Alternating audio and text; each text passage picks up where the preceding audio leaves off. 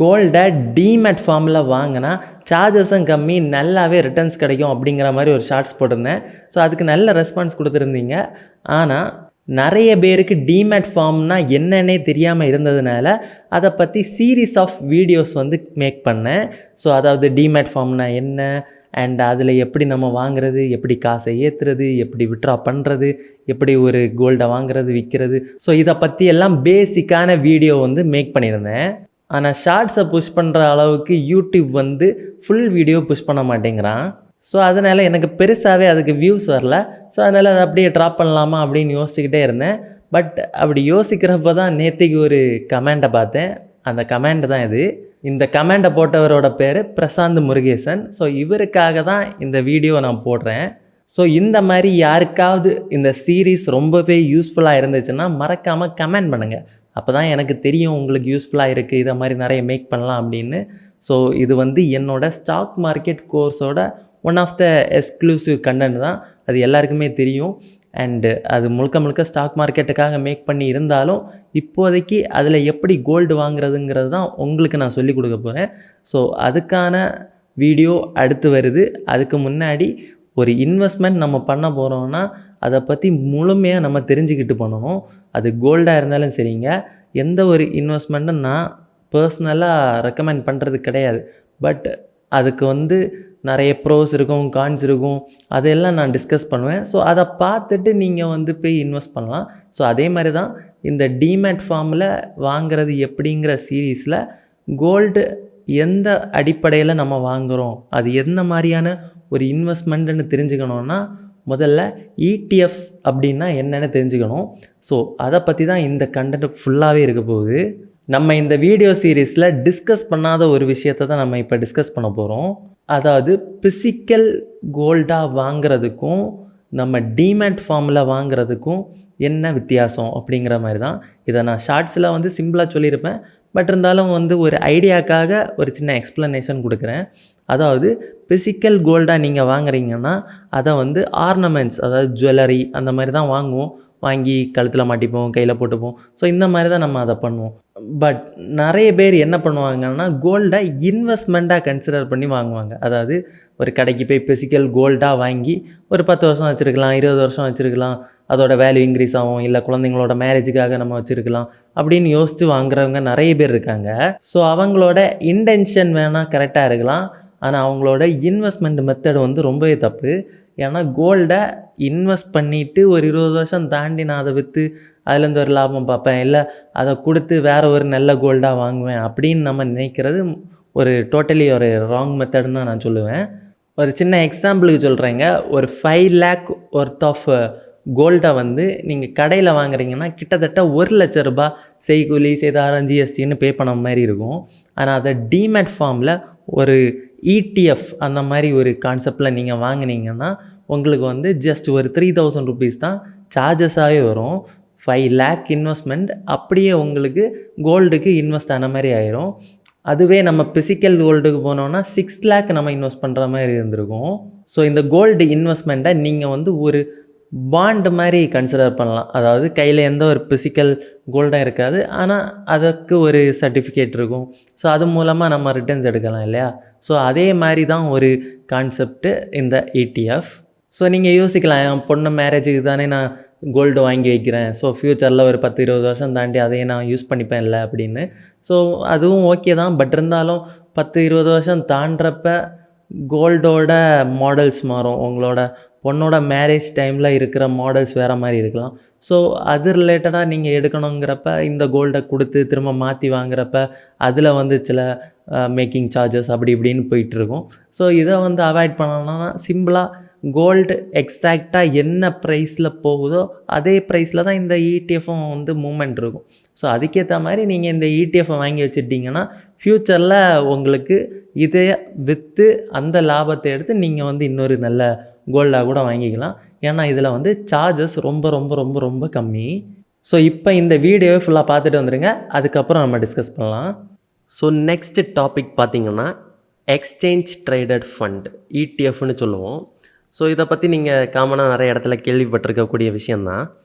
So mutual ஃபண்டுக்கு அடுத்தபடியாக அதிகமாக invest பண்ணுறதா இருந்தாலும் சரி, இல்லை மியூச்சுவல் ஃபண்டுக்கு நிகரான அதிகமான இன்வெஸ்ட்மெண்ட் நடக்கிறதா இருந்தாலும் சரி, அது இந்த ETF வழியாக தான். இதை பிரேக் டவுன் பண்ணி சிம்பிளாக எக்ஸ்பிளைன் பண்ணுறேன். ETF, exchange traded fund. So எக்ஸ்சேஞ்சுனா என்ன? NSE R BSE. ட்ரேடுன்னா என்ன?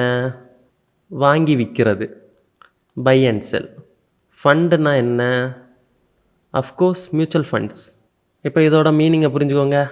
மியூச்சுவல் ஃபண்டை NSE அண்ட் BSE வழியாக வாங்கி விற்பனை செய்வது தான் இந்த ETF. லாஸ்ட்டாக மியூச்சுவல் ஃபண்டு பற்றி பார்த்துருப்போம், ஒரு அசெட் மேனேஜ்மெண்ட் கம்பெனி. ஸோ அதுக்கு வந்து காசு நம்ம கொடுக்குறோம், அவங்க வந்து நல்லா ரிட்டர்ன்ஸ் ஜென்ரேட் பண்ணி நமக்கு திரும்ப தராங்க. ஸோ இந்த மாதிரி ப்ராசஸ் வந்து AMCலாம் நடந்துகிட்டு இருந்துச்சு இல்லையா? அப்போ இந்த ஃபண்டை வந்து நம்ம வாங்குறது எப்படி வாங்குவோம்? ஸோ மியூச்சுவல் ஃபண்டில் பார்த்திங்கன்னா நம்ம எப்படி வாங்குவோம்னா, நம்ம காசை கொடுக்குறோம், ஸோ அது வந்து ப்ராசஸ் ஆகும். அதுக்கு பதிலாக வந்து NAVனா நெட் அசெட் வேல்யூக்கு ஏற்ற மாதிரி நமக்கு வந்து யூனிட்ஸ் கொடுப்பாங்க. உதாரணத்துக்கு 10 NAV இருக்குன்னா நம்ம ஒரு 1000 ரூபா போட்டோம்னா நமக்கு வந்து 100 யூனிட்ஸ் கொடுப்பாங்க. சில மியூச்சுவல் ஃபண்டுக்கு வந்து ஒரு லிமிட் இருக்கும். 100 ரூபாயெல்லாம் இன்வெஸ்ட் பண்ண முடியாது, 500 ரூபாயிலேருந்து தான் ஸ்டார்ட் பண்ணணும், இல்லை 1000 ரூபாயிலேருந்து தான் ஸ்டார்ட் பண்ணணும், 5000 ரூபாயிலேருந்து தான் ஸ்டார்ட் பண்ணணுங்கிற வரைக்கும் மியூச்சுவல் ஃபண்டுக்கு ஒரு லிமிட்டேஷன்ஸ் இருக்கும். அண்டு மியூச்சுவல் ஃபண்டை நீங்கள் ரெடீம் பண்ணுறீங்கன்னா அதுக்கு சில ப்ராசஸ் இருக்கும். அண்ட் இப்போ வந்து மார்க்கெட் டவுனில் இருக்குது. நீங்கள் இப்போ வந்து ஒரு மியூச்சுவல் ஃபண்டு வாங்குறீங்கன்னா அது வந்து கரெக்டான டவுன் ப்ரைஸில் தான் நீங்கள் வாங்குறீங்களான்னு உங்களுக்கே தெரியாது. ஏன்னா மியூச்சுவல் ஃபண்டோட ரேட்ஸு அது எவ்வளோ ஏறி இருக்குது இறங்கி இருக்குன்னா அடுத்த நாள் தான் உங்களுக்கு ப்ராப்பராக அப்டேட் ஆகும். ஸோ இந்த மாதிரியான நெகட்டிவான விஷயங்கள் மியூச்சுவல் ஃபண்டில் இருக்குது. ஸோ இதே மியூச்சுவல் ஃபண்டை அப்படியே இங்கே எக்ஸ்சேஞ்சில் கொண்டு வந்துடுவாங்க. எக்ஸ்சேஞ்சுனா stock exchange like NSE and BSEக்கு உள்ளாடி இதே சேம் மியூச்சுவல் ஃபண்டை, எல்லா ஃபண்டும் இருக்காதுங்க, ஒரு சில ஃபண்ட்ஸை வந்து உள்ளாடி கொண்டு வந்துடுவாங்க. ஸோ அதை தான் ETFன்னு சொல்கிறோம். ஸோ இதை வந்து நம்ம மார்க்கெட்டு ஓப்பன் டைம், அதாவது 9:15 இருந்து ஈவினிங் 3:30க்கு உள்ளாடி இந்த ஃபண்ட்ஸை நீங்கள் ஸ்டாக் மார்க்கெட்லேயே போய் வாங்கிடலாம். ஸோ அது வந்து ETFங்கிற ஒரு நேமில் ட்ரேட் ஆகிட்டுருக்கும். ஸோ அது எப்படின்னு நம்ம கொஞ்சம் லைவாக பார்த்துடலாம். ஸோ இங்கே பார்த்தீங்கன்னா நிப்பான் இந்தியா ETF Nifty 50 Bsன்னு இருக்குது. ஸோ பேசிக்கலி நீங்கள் சர்ச் பண்ணும்போது Nifty Bsன்னு சர்ச் பண்ணிங்கன்னா இந்த ஃபண்டு வந்து உங்களுக்கு கிடைக்கும். ஆனால் அது ஆக்சுவலி மியூச்சுவல் ஃபண்டு கிடையாது, இது வந்து ஸ்டாக் மாதிரி ட்ரேட் ஆகும். இங்கே பார்த்தீங்கன்னா ஒரு ஸ்டாக்கோட ரேட்டு மாதிரி இங்கே ரேட்டு கொடுத்துருப்பாங்க, 267 ரூபா 68 பைசா கரண்ட்லி. ஓகேங்களா? ஸோ இதோட ஓவரால் ரிட்டர்ன்ஸை பார்க்குறப்போ நிகராக Nifty 50யோட ரிட்டர்ன்ஸுக்கு ஏற்ற மாதிரி தான் இதோட ரிட்டர்ன்ஸும் இருக்கும். ஏன்னா இதுவுமே ஹோல்டிங்ஸ் கீழே பார்க்குறப்போ உங்களுக்கு தெரியும், சேம் மியூச்சுவல் ஃபண்டு தான், அங்கே இருக்கிற அதே மாதிரியான வெயிட்டேஜ் தான் இங்கேயும் கொடுத்துருப்பாங்க. ஆனால் இது வந்து நம்ம ஷேர்ஸ் வாங்குற மாதிரி வாங்கலாம். இங்கே சைடில் பார்த்திங்கன்னா டெலிவரி, இன்ட்ராடே இந்த மாதிரி ஷேர்ஸ் வாங்குறதுக்கான விஷயங்கள் வந்து வந்திருக்கும்.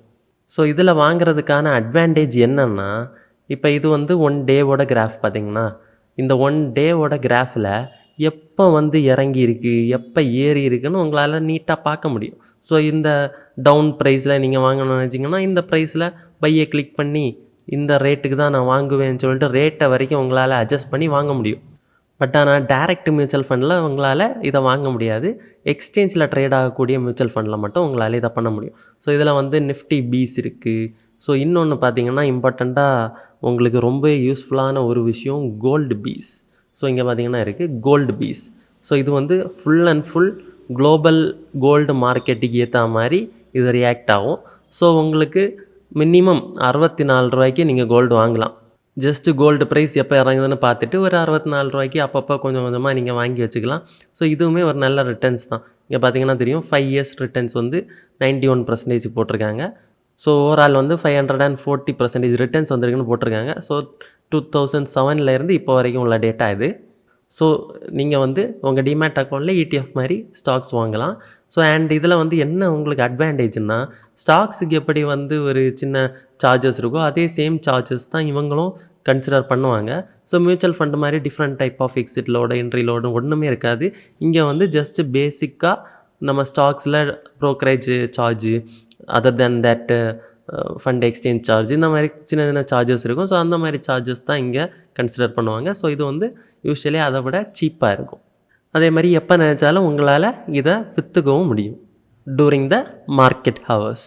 ஸோ அதை தான் நான் இங்கே மென்ஷன் பண்ணியிருக்கேன்.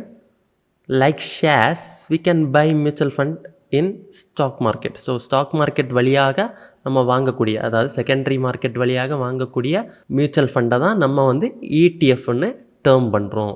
அதே மாதிரி you can buy live price, அதாவது கரெக்டான விலையை தேர்ந்தெடுத்து உங்களால் வாங்க முடியும். மியூச்சுவல் ஃபண்டில் அப்படி பண்ண முடியாது. அண்ட் இதில் வந்து Nifty BeES, bank BeES, gold BeES, இந்த மாதிரி பீஸுங்கிற நேமில் அதிகமான இடிஎஃப்ஸ் நீங்கள் பார்க்கலாம். அதை தாண்டி சில ஃபண்டை நீங்கள் டைப் பண்ணாலும் அதுக்கான இடிஎஃப்ஸ் இருந்துச்சுன்னா அதுவுமே உங்களுக்கு ஷேரில் காமிக்கும். ஸோ கமோடிட்டி ஸ்டார்டிங்கில் நம்ம பார்த்த மாதிரி கோல்டு, சில்வர், க்ரூட் ஆயில் இதெல்லாம் கமோடிட்டின்னு சொல்லுவோம். ஸோ இப்போ நான் காமிச்ச கோல்டுங்கிறது கூட உங்களுக்கு கமோடிட்டி செக்ஷன் கீழே தான் வரும். ஸோ அதை கூட நீங்கள் இடிஎஃபாக வாங்கிக்கலாம்.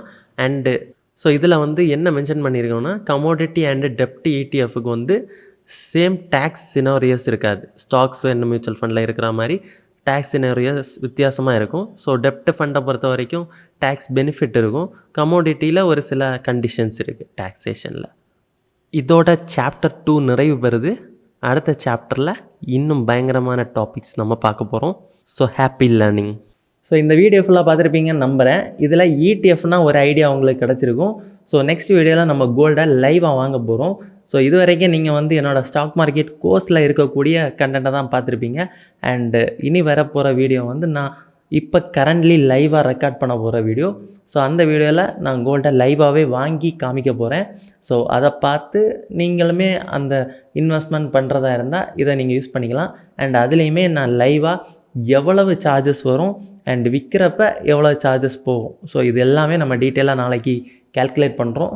ஸோ இதை பார்த்துட்டு நீங்கள் வந்து இன்வெஸ்ட் பண்ணலாமா வேணாமா, லைவாக வாங்கலாமா இல்லை டிமேட்லேயே வாங்கலாமா அப்படிங்கிற முடிவை நீங்களே எடுங்க.